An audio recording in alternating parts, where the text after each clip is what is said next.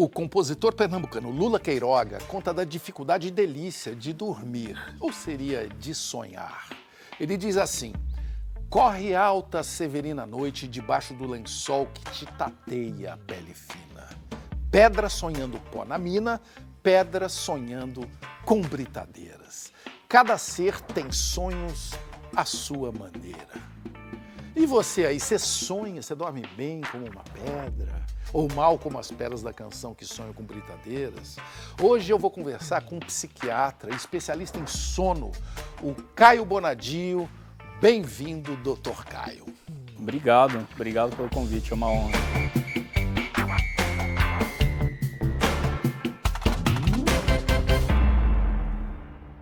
Eu tenho um segredo que nos une, que eu só vou contar daqui a pouco. Por enquanto, Caio, eu queria extrair de você esse mistério que até hoje a gente não entende, que é dormir e sonhar, por que não, né?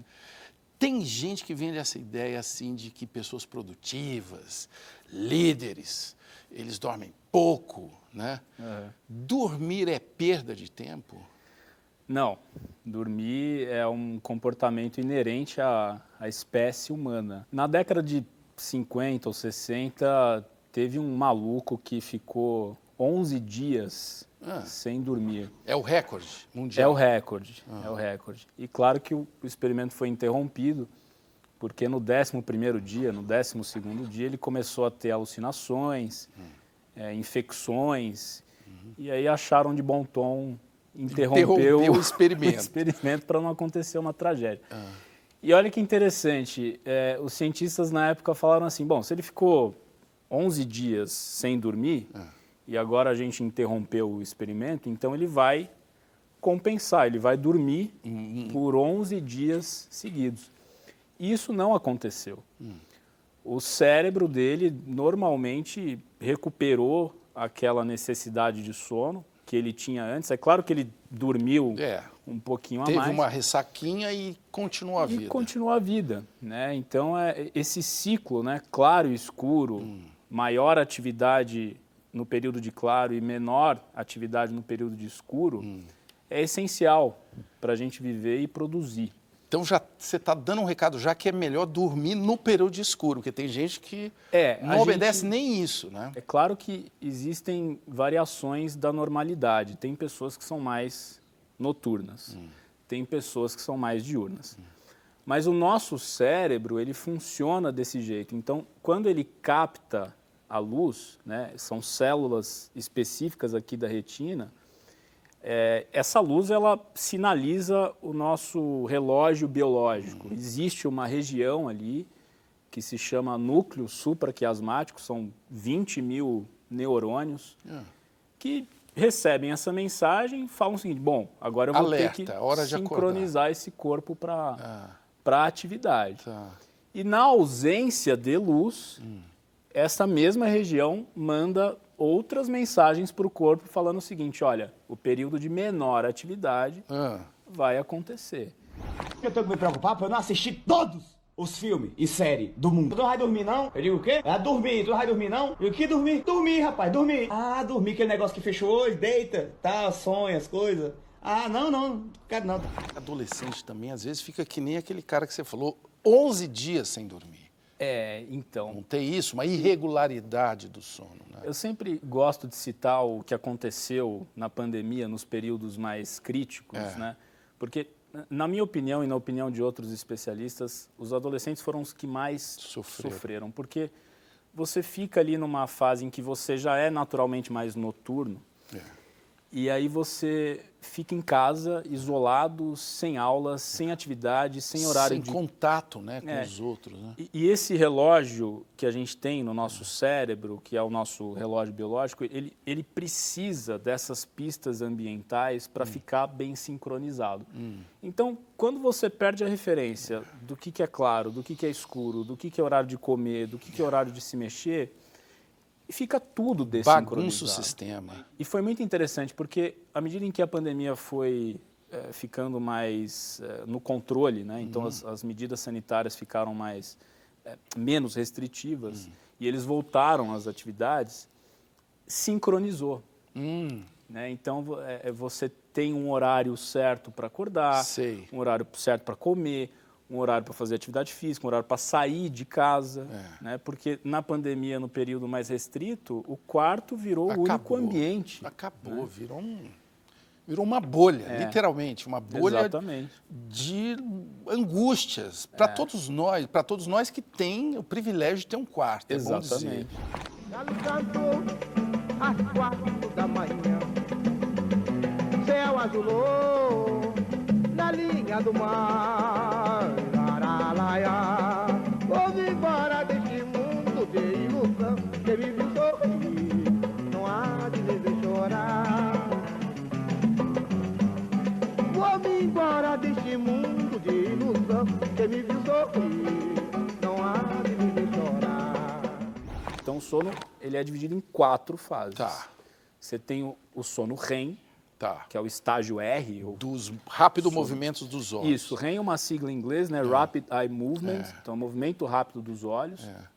E ele foi descrito assim porque ele foi descoberto assim, foi uma coisa super interessante. Sim. Que a pessoa estava acompanhando o exame à noite. Quem descobriu, um pesquisador E viu o olho do cara ali. É um pesquisador de Chicago que em 1953, 54, ele não estava dormindo porque ele estava acompanhando o exame de polissonografia e percebeu essa variação. que por debaixo dos olhos você tinha movimento.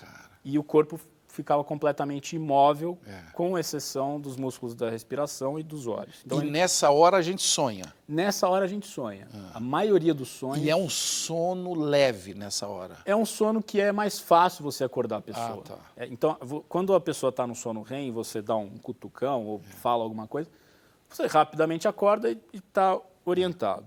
E aí você tem as outras fases do sono, que são os 3 estágios do sono não REM. Você tem o estágio N1, o N2 e o N3. Parece que eu estou ouvindo as pessoas em casa, assim, preocupadas. Com essa... Eu tenho a impressão ainda que... mais à noite. Ainda mais agora. Caramba, será que eu vou conseguir dormir depois desse papo? Eu tenho a impressão que as pessoas estão dormindo um pouco. Confere isso?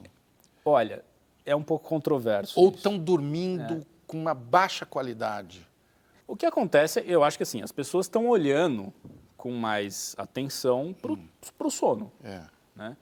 Em muitos momentos isso vira uma espécie de uma obsessão. Né? Porque hoje você tem... tudo ligado. Tudo ligado e aquilo vira uma... Tem até um nome, né? Ortossonia, que é a obsessão pelo sono perfeito. Então, as pessoas ficam assim, que viram nerds do sono, e acaba atrapalhando. Atrapalha. Ela fica ansiosa. Porque vira uma obsessão. Então o relógio fala, você não teve sono REM. Nossa, aquilo aí vira um inferno para a pessoa.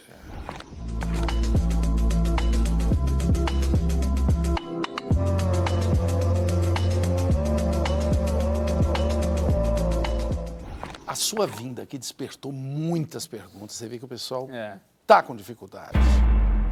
Gisele Calgaro, por que acordo cansada todos os dias, mesmo dormindo por 6 ou 7 horas? Essa pergunta é interessante porque as pessoas ficam muito obcecadas pela quantidade.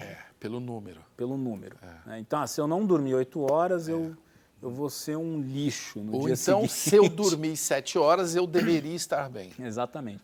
Mas o que realmente importa é você completar os ciclos. Não REM, não REM, REM. A gente precisa passar por todos eles, nas corretas proporções. Então, às vezes é muito mais inteligente você dormir 6 horas bonitinho. Bem preparadas. Né, do que ficar ali 8 horas na cama com o sono completamente fragmentado. Débora Lima, em épocas de dedicar ao estudo, sinto que eu fico sempre mais cansada, com mais vontade de dormir. Mesmo tendo outras tarefas para colocar em dia, o sono é meu maior companheiro. É normal ou eu deveria tomar outros caminhos? Não, o sono, assim, ele tem várias funções. Né? Essa função regenerativa, essa coisa, ela faz parte, claro, porque o cérebro ele nunca para de trabalhar. Ele está trabalhando durante as 24 horas do dia. Só que à noite ele tem atividades muito específicas. Né? Então ele serve para consolidação de algumas memórias, ele serve para apagar outras memórias que a gente não precisa mais. E isso acontece muito durante os sonhos. Né? O Siddhartha teve aqui Sim. e ele falou muito disso. Isso. Né? Aliás, ele nos ensinou uma técnica de que na hora que você acorda, você tem que tentar manter aquele estado Exato. para lembrar, Para lembrar. e escrever ou desenhar. Isso ajuda Ajuda porque... a sonhar depois, inclusive. Porque, na verdade, assim, como o sono REM, ele concentra a maior parte dos nossos sonhos e o sono REM predomina na segunda metade da noite, ou seja, é muito comum a gente acordar de manhã do sono Do REM. sono. Do sonho. Do sonho. É. Exato. Então, só que quando a gente acorda, o que vai cortar aquela memória aquele do barato. sonho é a noradrenalina. Então, a gente não pode dar muito tempo dela subir muito rápido. Você tem que fazer o quê? Você tem que ir pianinho. Não, você fica piano. Você fala, noradrenalina, E aí você fica quieta. E aí você pega um papelzinho e já deixa do lado. E já deixa do lado. Eu comecei a praticar depois que o Siddhartha veio aqui e funciona. Funciona. E, inclusive, é um trabalho muito interessante de autoconhecimento. Isso. É muito interessante. E vem uma loucurada. Ah, vem. Eu acreditava que era você. Sinto muito, eu não tenho a intenção de ser a Alice errada. Peraí. Esse sonho é meu. Eu vou acordar agora e vocês desaparecerão.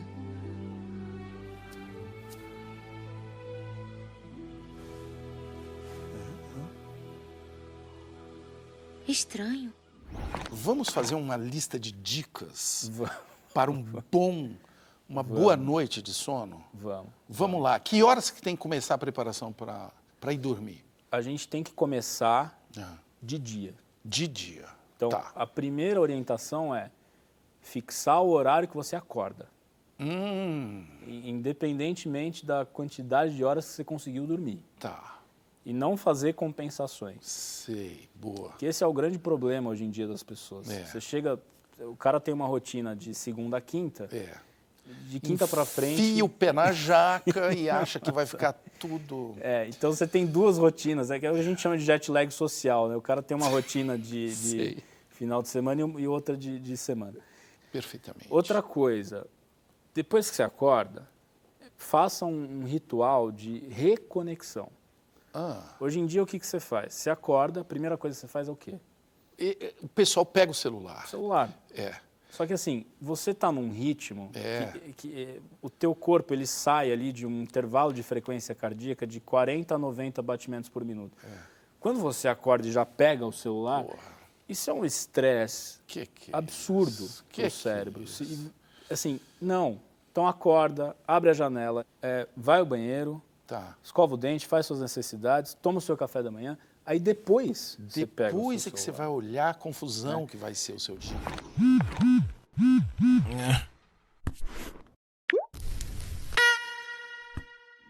O que isso provoca para o resto do dia?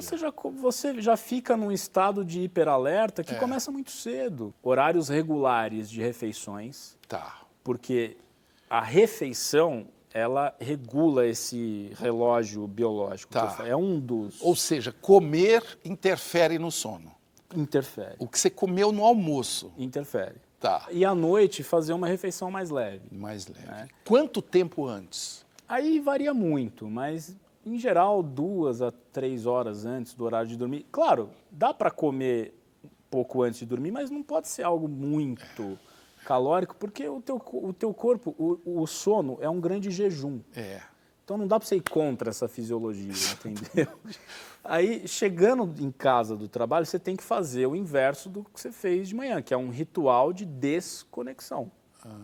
Né? Então, aos poucos, você vai se desligando do seu celular, do seu computador, dos seus problemas, dos seus pepinos. Meu Deus, né? Olha aí, pessoal. Se você tem muita... o que tira muitas pessoas do sério hoje em dia é ir para a cama com um problema na cabeça. Então, senta numa mesinha e escreve. Isso. Tira. Para o dia seguinte. Pro dia seguinte. E o celular, ele fica onde? Idealmente fora do teu quarto. Fora do quarto. Porque esse negócio de usar de despertador... A simples presença do celular... ela já provoca ansiedade. Mesmo desligado? Mesmo desligado, porque você fica... O que está acontecendo ali? E aí você vai se desconectando, você vai relaxando, e o ideal é ir para o quarto só quando a gente está com sono. Ah, Porque se você se deita e está super alerta, você vai ficar tentando dormir. Só que quem tenta dormir nunca vai conseguir. aí o que você faz? Você sai do quarto? Você tem que sair do teu ambiente de sono, né, e procurar algo que te traga relaxamento, uma leitura, uma música, um bordado, uma pintura, ou simplesmente ficar fora do ambiente de sono. E isso é para você associar o seu quarto a um lugar de descanso. Exato. Então, do ponto de vista comportamental, o teu cérebro ele tem que entender que aquele ambiente de sono é para dormir ou para namorar. Isso, Né? opa. Não pode comer, trabalhar, Claro. resolver Sexo ajuda no sono? Ajuda. Ajuda. Que bom remédio. Ajuda. É um ótimo remédio, você relaxa, né? Você se conecta com você mesmo, com o parceiro ou com a parceira. Isso faz parte do ambiente de sono. Sim. Né? Então, claro que ajuda. Não é querendo me gabar não, viu? Mas se tem uma coisa que eu me garanto é na cama. Não importa a hora, não importa o momento. Se eu me deitar, eu durmo. Durmo. Isso daqui tá uma consulta incrível. Última paciente, Tainá Arruda. Durmo muito para um lado só. Isso faz mal para a saúde? Olha, É de dormir, né? não, Se acostumar assim, a dormir de um lado. Em geral, dormir de lado é muito melhor. É melhor do que ou de barriga ou de bruços. Porque assim, de bruços, assim, os ortopedistas não gostam muito por conta da cervical. Tá. Né? De barriga para cima, a gente favorece os engasgos, Tá. por conta da base da língua vai para trás Tá. e de lado tende a ser mais confortável, mas tem que ser confortável para você. Tá. Entendeu?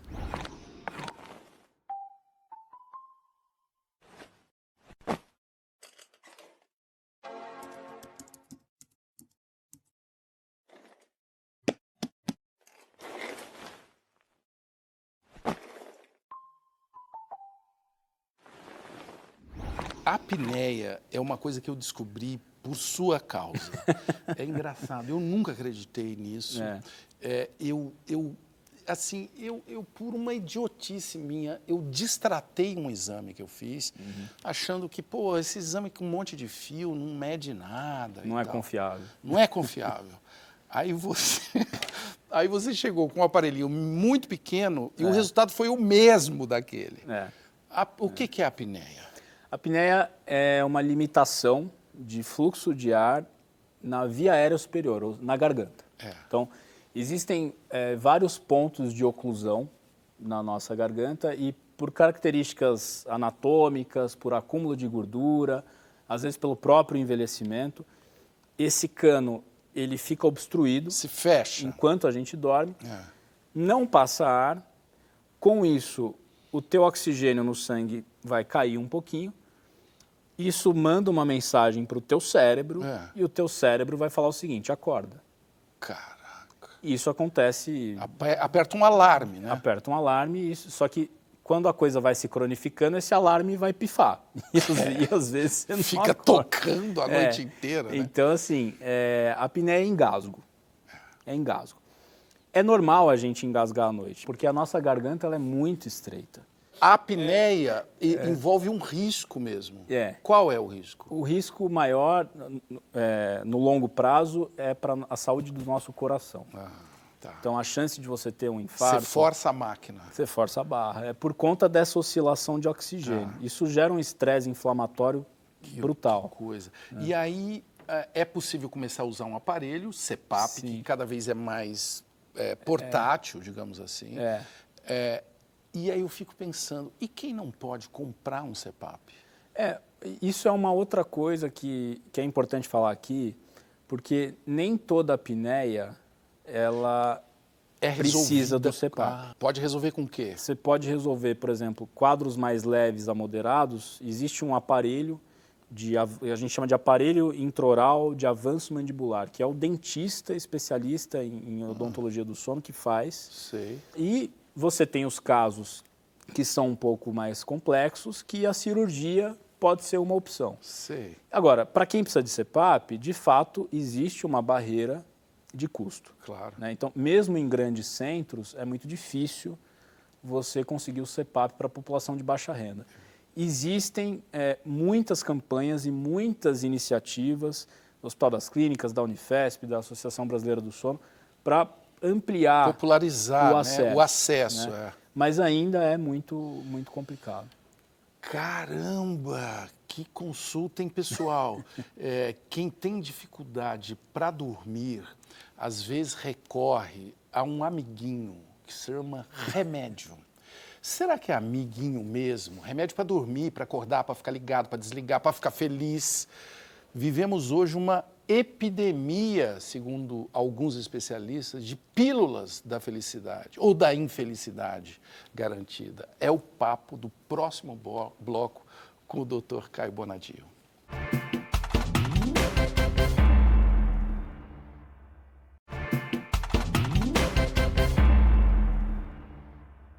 Hipócrates, o pai da medicina no Ocidente, dizia que para os males extremos são eficazes os remédios intensos. Olhando em volta, parece que vivemos uma época de males extremos. Tudo é intenso, até os remédios. Os tarja preta. O Caio Bonadio, médico psiquiatra, está aqui falando de higiene do sono e agora do efeito da multiplicação de modos artificiais para o bem-estar da mente. Caio, o pessoal anda exagerando nos calmantes, nos chamados calmantes?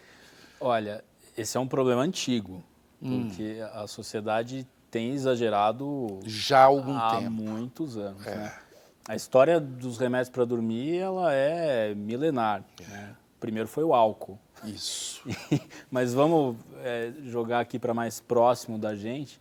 Então você tinha, década de 30, de 40, você tinha os barbitúricos. Eles se popularizaram de forma muito, muito rápida, né? E muita gente morreu com barbitúrico porque a dose tóxica é muito próxima da terapêutica. Muita gente usava, né? Isso era comercializado, só que muita gente ficou dependente muito rápido. Por quê? E o uso, ou a dose que você está utilizando, ela perde o efeito com o tempo, ou você começa a aumentar a dose para atingir o mesmo efeito. Entendo. É o que a gente chama de tolerância. E aí a indústria falou assim, bom, a gente precisa achar um negócio mais seguro. E aí veio o benzodiazepínico, os benzodiazepínicos, né? O diazepam, o clonazepam. Que é isso? Isso mexe com o quê? Essas substâncias induziam sono. Você tem essa sensação que apaguei. Apaga. Então, na época, foram as substâncias mais prescritas no mundo. Então, para você ter uma ideia, na década de 70, o diazepam, ele teve um ano lá que ele vendeu mais de 2 bilhões de comprimidos. Só que, em paralelo, você começa a observar pessoas que aumentavam a dose. Sei. Por conta delas? Por conta delas ou por prescrição. Tá. Né? Porque, bom, está perdendo efeito, o que você faz? Aumenta a dose. E aí começaram a surgir casos de dependência. Uns mais graves, outros mais leves. Sei. Começou a dar problema. Tá. Muita gente começou a exagerar. Tá. Aí a indústria veio e falou assim, a gente tem que achar outro remédio. Tá. Então, mais eficiente. Pesquisa. E aí, em 88, ano que eu nasci, veio o Zolpidem. Zolpidem. Né? Tá na moda falar do Zolpidem. O Zolpidem foi uma grande promessa na época, porque da mesma forma que os benzodiazepínicos, os pesquisadores falaram assim, nossa, a gente achou um remédio que é mais seletivo, que não dá tanto efeito colateral, só que na prática, quando você começa a aumentar essa dose, ele funciona como um benzodiazepínico. De fato, ele é um pouco mais seletivo, só que na prática a gente vê que não é bem assim.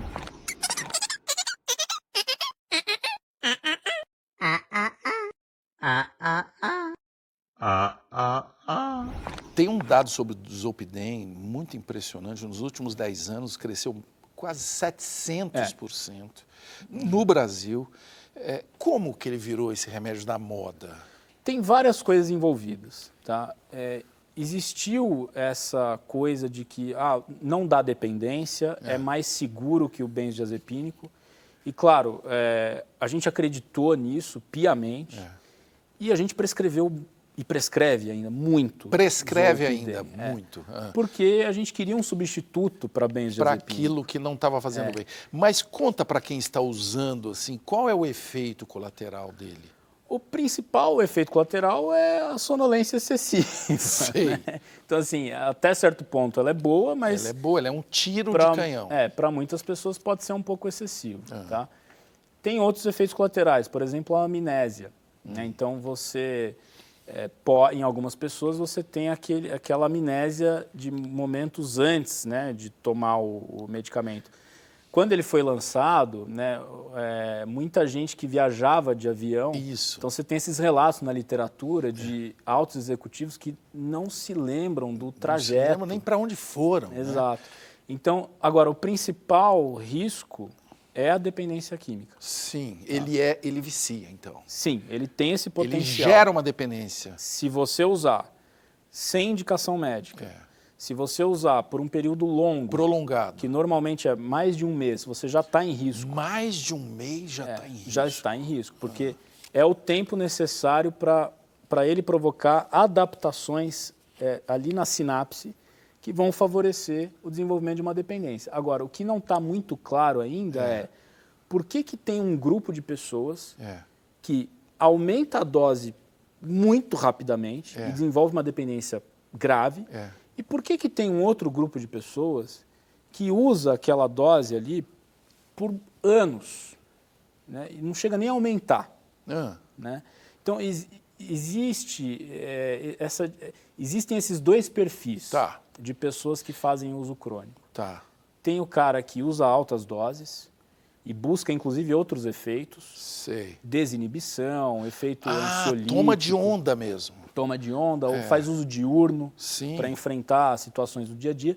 E você tem a pessoa que usa para insônia, mas não consegue sair daquilo. Não resolve aquilo. Não resolve o problema. E aquela pessoa que usa outros remédios para dormir, assim? Sim. É uma espécie de uma gambiarra. O cara usa um negócio assim para enjoo, não tem isso? Tem. Os antihistamínicos, os antialérgicos. Isso, né? antialérgico. Você tem efeito antihistamínico. Isso induz sono. Né? Então você bloqueia ali a ação de histamina. E o cara até fala, olha, estou usando um antialérgico, agora estou dormindo super bem. Agora, o problema de fazer essa gambiarra é que você não vai atuar na raiz do problema. Onde que está o problema. Né? Então tem muita gente, por exemplo, que dorme mal porque tem apneia e acha que é insônia e toma remédio para dormir.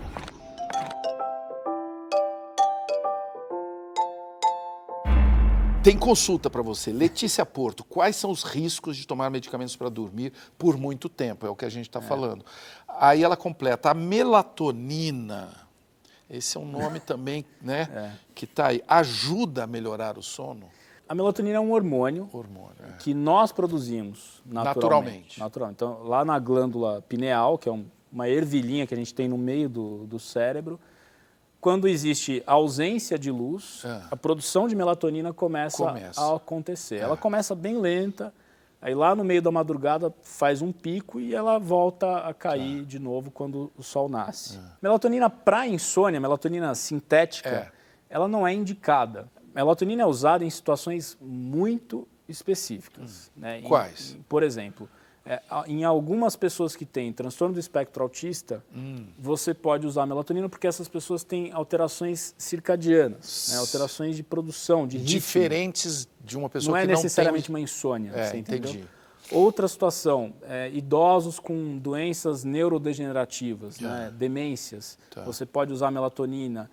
Mulheres na menopausa, enfim. E para além do sono, ela tem diversas outras funções, né, que a gente está descobrindo muita coisa ainda, mas para insônia não está indicado. Qual que é o grande problema? Sim. O cara vai para os Estados Unidos e traz 1 quilo de melatonina. Não, para ele e para toda a família. Para todo mundo. Traz para mim. E só traz que, assim, eu quero de 10 gramas. Né? Esse negócio da dose também... Para você ter uma ideia... 0,20 miligramas de melatonina sintética é o suficiente para a gente atingir a melatonina que a gente precisa no sangue. Só isso? Só isso. Só que a pessoa pega 10, 20, 30, 40 miligramas e o problema da automedicação não é o efeito colateral da melatonina. A meu ver, o maior problema da automedicação é você atrasar um diagnóstico. Sei. Você Então, fica mascarando, Você né? faz tratamento por conta própria, mas no final das contas você não sabe o que você tem. Cara, e como a gente gosta de fazer isso no Adora, Brasil, né? a gente adora.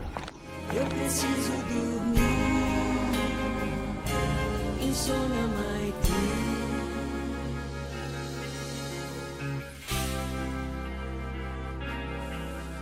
Insônia.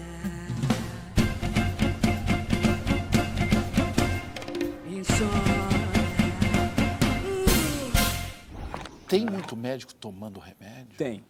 Eu Mais fiz do que essa a gente pergunta- gostaria. É mesmo? É. Médico toma remédio? Toma. E assim, acho que a gente tem que falar abertamente Tem sobre mesmo. isso. Né? Porque... Eu achava que era só anestesista, porque todo anestesista que eu Não. conhecia era doidão, Não. né? Porque ele tem acesso a coisas incríveis, né? Não, Mas hoje em não dia- é só ele, né? Não, nós fazemos parte de uma classe que tem maior risco para depressão, para ansiedade, para uso de E é bom fazer substância. justiça, uma classe que está sob pressão no momento que a Exato. saúde mental Dá para dizer que é quase uma epidemia? Eu acho que dá para dizer sim. É. Dá para dizer sim. O problema é que nós temos um defeito. É. Médico demora para procurar ajuda. Ah, Eu fui um médico doente. Eu tive depressão, eu tive insônia, eu fiz uso abusivo de álcool. o que fez você encarar isso? Olha, muitas coisas. Eu fui, primeiro, estudar sono, eu acho que ajudou. Se a gente olhar para a nossa saúde com essa lente do sono, sabe? Arrumar a tua noite para arrumar o teu dia. Sim.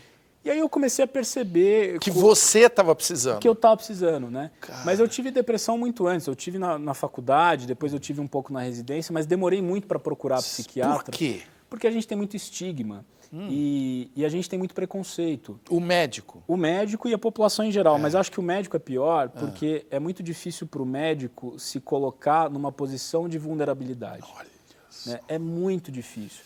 É muito difícil você contestar. Né? O médico tinha ali, na época do meu avô, por exemplo, você não podia contestar. era uma coisa que ninguém discutia. Era uma figura, né? Uma figura onipotente. inquestionável. Inquestionável. Vai! Pra acalmar, pra apagar, só pra relaxar e pra dormir, só pra dormir pra mim. Você acompanha estudos com outras substâncias, como cannabis, psilocibina? Não é muito a minha área de atuação, eu não sou prescritor de canabidiol, não tenho um conhecimento de medicina canabinoide, mas os estudos que a gente tem hoje não justificam assim, você escolher o canabidiol como primeira escolha de tratamento de insônia.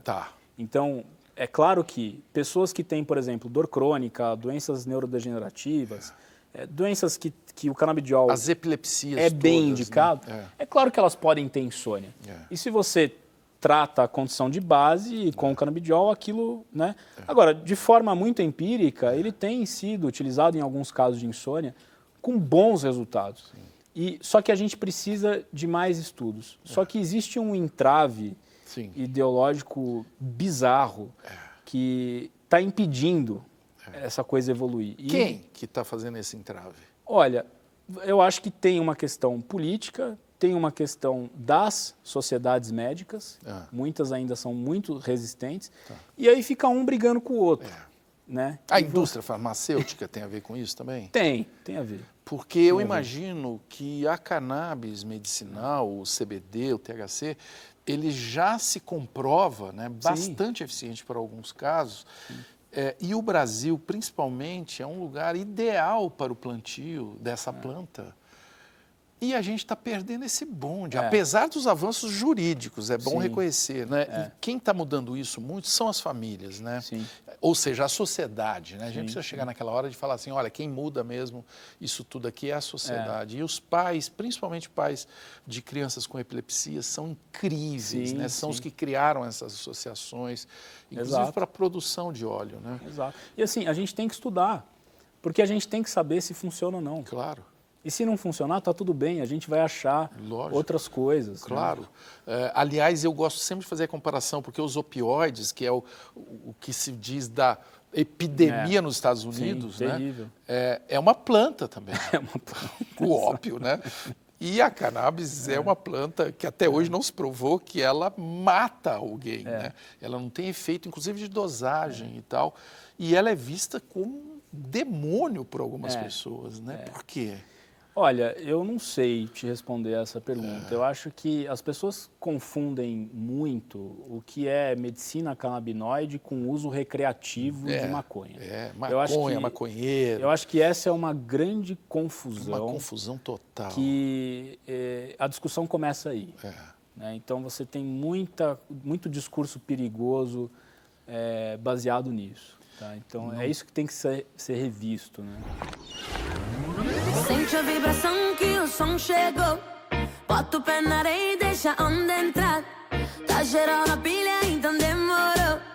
Vem que é da boa e tu vai gostar. Eu tô na brisa e nada me abala, que delícia. E essa epidemia nos Estados Unidos de opioides, que são pessoas viciadas em drogas legais, dá para dizer assim? Drogas de prescrição. Drogas de prescrição. Então você tem os opioides, você tem os benzodiazepínicos, as drogas Z. Então, a dependência de drogas de prescrição não é um problema novo, né? É algo que existe há muito tempo, só que muitas vezes elas são prescritas. Sim. Né? E aí você precisa investir muito em educação médica, em psicoeducação para os pacientes. Você tem que rever, por exemplo, questões regulatórias. Por exemplo, por que o Zolpidem até hoje não tem um controle maior de receita como os benzodiazepínicos? Isso. Qualquer pessoa, às vezes, pega uma receita... Então, assim, esse é um problema que existe com os benzodiazepínicos até hoje. Então, é muito fácil, muito simples você conseguir uma receita, infelizmente, porque não tem fiscalização suficiente. Né? Se tornou algo banalizado. E a questão regulatória, ela precisa ser revista. Claro. Porque esse negócio... a tarja preta. O que é a tarja preta? É uma questão regulatória, porque são substâncias que têm um potencial de abuso de dependência. Isso. O Zolpidem tem um potencial de abuso de dependência. Então, a gente tem que rever essa questão regulatória. Sim. Porque a questão regulatória é uma parte que alimenta esse processo de uso indevido. Sim, onde parece que está tudo bem. Exatamente. Né? Eu tenho a receita, dá aquela segurança. Exato. Né? Dá aquela segurança, porque os médicos, eles estavam junto com os padres, com as pessoas que sabem tudo, não é isso? No próximo bloco eu vou falar de um deles. Nós conversamos aqui sobre a vocação para a medicina do Caio, e no próximo bloco eu conto o nosso segredinho. Até mais.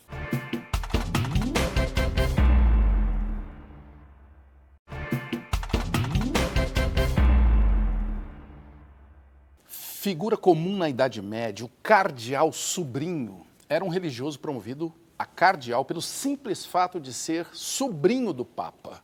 Em latim, sobrinho é nepos, daí vem o termo nepotismo. Pois bem, pessoal, o Caio Bonadio é meu sobrinho. Olha só.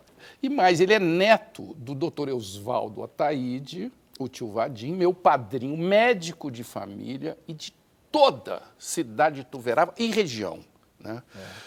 O lugar que a gente nasceu. Só que o Caio está aqui porque, vocês percebem, o cara atingiu uma excelência na sua profissão, está aí se desenvolvendo, ele dá entrevista na TV, podcast, fantástico, Jornal Nacional, redes sociais. Será que mesmo assim, Caio, eles vão me acusar de nepotismo de trazer aqui? Não? O que você acha? Olha, eu acho que sim. Sempre tem. Claro, né? Sempre claro. tem. E eles têm razão, porque olha só, eu vou mostrar a foto da família. Olha aí. Olha o tamanho da família Ataíde aí na tela. É isso mesmo que vocês estão vendo. Isso daí é um encontro assim, uma rave. Frugal. É uma rave. Uma rave de Natal. É uma rave de Natal. Na piscina da Dona Maria. Minha madrinha, mulher do saudoso tio Vadinho, que é o filho mais velho de João Ataíde, o nosso avô. Ele foi a sua inspiração na medicina? Você sabe que não? Uma coisa que muita gente eu nunca te perguntei isso. Não, então, muita gente me pergunta. Eu acho que você nunca me perguntou mesmo. Mas foi uma coisa muito engraçada, assim, porque eu quis ser jornalista, eu quis ser advogado, E eu decidi pela medicina no final do 3º colegial. E aí tinha uma colega minha, que a família inteira era médica, ela falou, vamos passar uns dias lá comigo no hospital. E a família inteira de cirurgiões. E assim, eu achei aquilo lá, falei, nossa, eu quero ser cirurgião. E aí eu esqueci do jornalismo, do direito. Sei. E aí eu coloquei na minha cabeça que eu queria ser médico. Cirurgião. Cirurgião. Quando eu fui para Ituverave e comuniquei o meu vô essa vontade dessa minha decisão, a primeira coisa que ele me falou, aquele jeitão dele, você tem certeza? Então, assim, ele não foi um grande incentivador. Mas ele te desafiou, Ele me desafiou. Só que assim, apesar dele não ter sido, eu não olhava para o meu vô e falava assim, eu quero ser igual ao meu vô. Tá. Mas o que me chamava a atenção no meu vô era a dedicação e uma espécie de um sacerdócio. Porque, os assim, pacientes, né? Todas as vezes que eu ia para Ituverava, ele, a maioria do tempo de branco, ele deu plantões e era chamado até os já com a idade avançada. Ele sempre muito dedicado, atendendo as pessoas na casa dele, atendendo no hospital, né? com alegria e sempre com o manual Merck na mão. O manual Merck é uma espécie de... uma grande atualização, é como se fosse uma Wikipédia. Hoje é o aplicativo atualizado. Era o Google do meu vô. Sei. Então, meu vô, ele comprava o manual Merck e a atualização terapêutica todo ano. Todo ano. Ele estava sempre... E ele sempre estava estudando. E aquilo sempre me chamou a atenção, porque meu vô era um grande curioso. Mas eu nunca assim, eu vou ser médico por causa do meu vô. Tá. E aí depois ele foi, conforme eu entrei na faculdade, ele foi me incentivando, só que sempre muito discreto. Assim, ele sempre nunca me pressionou. Um homem muito tranquilo. Ele só ficava ansioso quando ele perdia o óculos. Muito. E o óculos geralmente estava aqui, assim, né? E ele não achava onde estava o óculos. Ficava bravo. Usa o inalador? O tempo todo, vai um inteiro por semana. E está usando corretamente? Será que eu pareço uma idiota? Não. Por que não me mostra como funciona?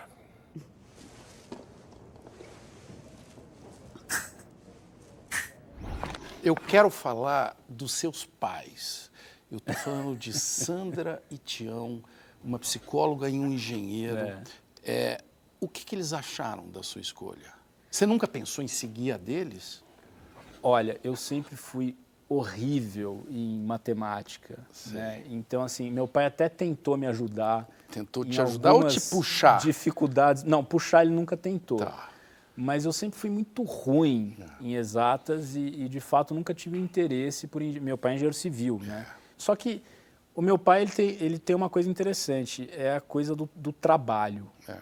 É o compromisso com o trabalho, e ele é um cara inconformado também com situações e com contextos, e isso sempre me inspirou. Ele é um cara muito justiceiro. Ele é um homem que eu diria que tem uma opinião e deixa claro. E deixa claro.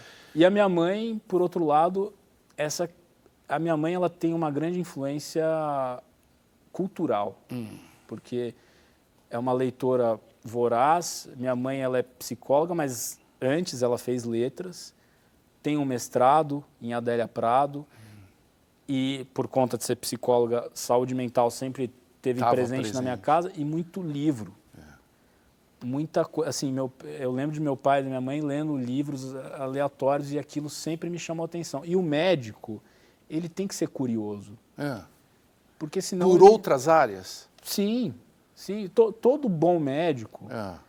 tem que sair da medicina, um pouco. Senão você fica muito bitolado, você não consegue entender seus pacientes. Isso. Você diria que faltam médicos que saibam sobre o sono? Faltam sim. A gente tem pouco mais de 1.000 médicos no Brasil com essa especialidade, né? É muito pouco num universo de 70 milhões de pessoas com insônia, isso é uma estimativa da Associação Brasileira do Sono, e 1/3 da população com apneia. Então, existe um subdiagnóstico e subtratamento. Claro, é muito pouca gente para cuidar pouca das gente. pessoas. Agora, o sono, na minha opinião, ele não deve ser propriedade de um grupo seleto de médicos. Específico, Não, né? eu acho que tem que ser mais democratizado. Tem que ser diagonal. Tem que estar na graduação. Ah, Tem que estar mais na graduação. Tá. Não está, infelizmente. sei. Só que isso é processo, né? Rever currículo, rever cultura Claro. de grandes instituições seculares. Isso está andando? Está devagar. Devagar. Né? Então, agora, eu acho que não tem como ser diferente. É difícil você mudar a cultura. É difícil. É difícil e tem que ser feito com cuidado também. com né? cuidado. Porque a gente vive essa era de aceleração, que todo mundo sai, inclusive indo para o Instagram. Os médicos enlouqueceram com o Instagram. Não sei se você concorda, mas Concordo. tem muito médico que eu acho que fica mais atrás do like do que do paciente. Você não acha? Tem vários jeitos de você trabalhar, né, Tassi? O Instagram, ele é uma ferramenta que ajuda na construção do seu negócio, porque a nossa carreira, o nosso consultório é um negócio. Claro. E tem é que bom falar isso com transparência. E tem que ser tratado como tal, que é uma coisa que a gente não aprende na faculdade. Então, o Instagram, ele é uma ótima ferramenta. Só que a internet, ela é um ambiente aberto. Né? E sem moderação, né? tem Que as gente pessoas que fazem faz, busca, exato. como eu posso dormir. Então, tem gente que faz bom uso da internet e tem gente que faz um uso que não vai ajudar as pessoas. Mas né? os médicos estão exagerando nessa dose, já que a gente está falando de dose? Eu acho que sim. Está um pouco, né? Eu acho que sim, e eu me incluo nessa. Ah, Nós somos filhos do nosso tempo, não dá para claro. gente negar isso. Então, tem muita coisa que eu olho para trás, eu falo, putz, isso aí eu poderia ter feito diferente. sei. E a gente vai ajustando a comunicação. A dose, exatamente. Exatamente. Então, e dá para fazer bom uso da internet. Claro.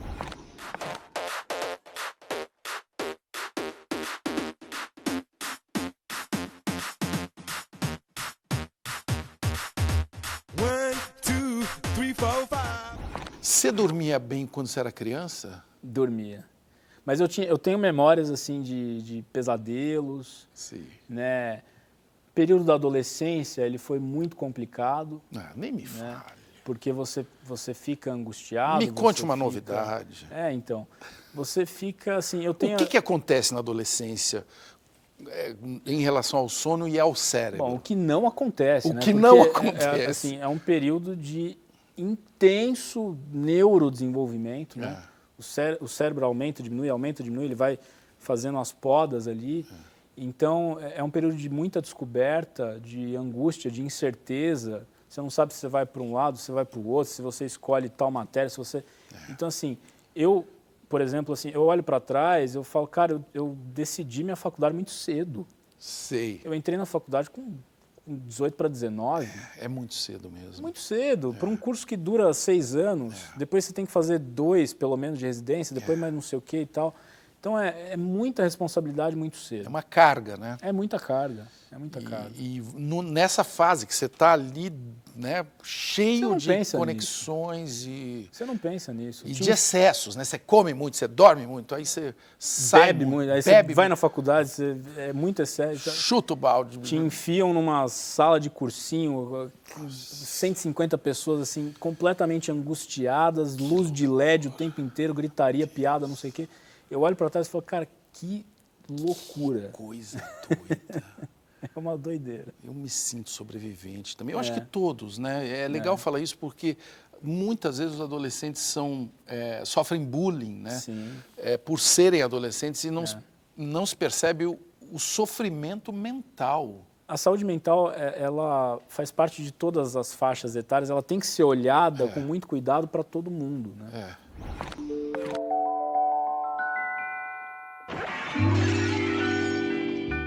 O que a medicina te ensinou sobre o sofrimento? Boa pergunta. Que o sofrimento faz parte do processo terapêutico. Hoje a gente vive num mundo em que é errado sofrer. Evita-se, né? Você não pode sofrer. Então, se eu não conseguir fazer o meu milagre da manhã, se eu não fizer parte do 5 AM Club, eu não posso falhar, eu não... Então, assim, Só que as pessoas estão se esquecendo de que sofrer faz parte. Faz parte do processo terapêutico. Né? E às vezes a gente tem que explicar isso para os pacientes, porque as pessoas ficam frustradas quando, por exemplo, elas têm recaídas, né? As pessoas ficam frustradas quando elas falham com o parceiro ou parceira, ou a mãe, o pai, a avó. Então, assim, gente, calma. Né? Faz parte falhar. Então, a medicina me ensinou isso. Só que ela demorou, porque a gente não aprende isso na faculdade. Na faculdade, a gente aprende a ser resolutivo. Sei. Então, você tem um problema A, então você vai ter uma solução para esse problema infalível. A. Infalível. Né? Que coisa, hein? Então, falta isso na graduação. Uma pessoa que não sofre é um fenômeno. Eu acho que tem que ser observado. Por quê? Né? Porque nós todos temos motivo de sofrimento, que é a finitude da vida, a nossa precariedade, nós envelhecemos, adoecemos, morremos, temos amor, temos ódio, esperança, temos desconfortos físicos, desconfortos morais, né? Filosóficos. Então, tudo isso é sofrimento. Eu acho que é uma das coisas mais importantes na vida de uma pessoa é encarar o sofrimento.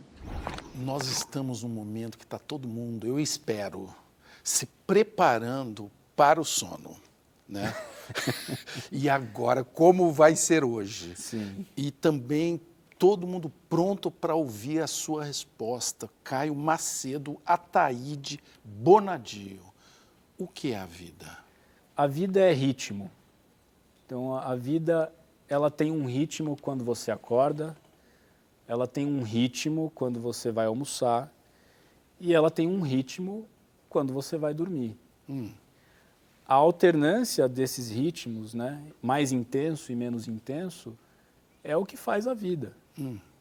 A gente tem que ter alternância de ritmo. Se a gente não alterna os ritmos, a gente vai morrer. Né?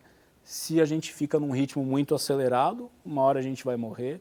Se a gente fica num ritmo muito lerdo, a gente vai morrer mais rápido. Então, alternar os ritmos. E se a gente não ficar em nenhum dos dois, a gente vai morrer também. Também, mas talvez você morra com mais qualidade. Eu não sei como é que eu vou dormir hoje, depois dessa conversa. Estou em dúvida. Como é que você vai dormir? Eu vou chegar na minha casa, eu vou tomar um banho. Banho? De morno a quente. É bom, porque relaxa, né? Ajuda a regular a temperatura central do nosso corpo, né? E desligar estímulos, né? Então, a gente tem que aceitar que o celular tem que ficar fora do quarto, a gente tem que procurar uma atividade que provoca um relaxamento. Né? Isso é muito subjetivo, tem coisa que relaxa o Taz, tem coisa que relaxa o Caio. Né? Cada um tem que procurar o teu caminho.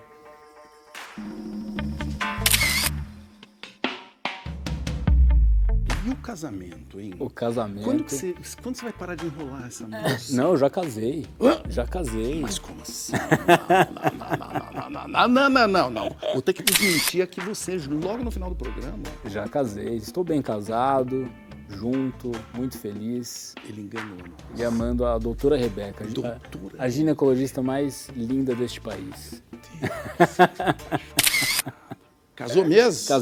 Casei, tá aqui, ó. Tá aqui a prova. Olha aqui, deixa eu ver. Mas eu acho que ainda vai precisar de mais.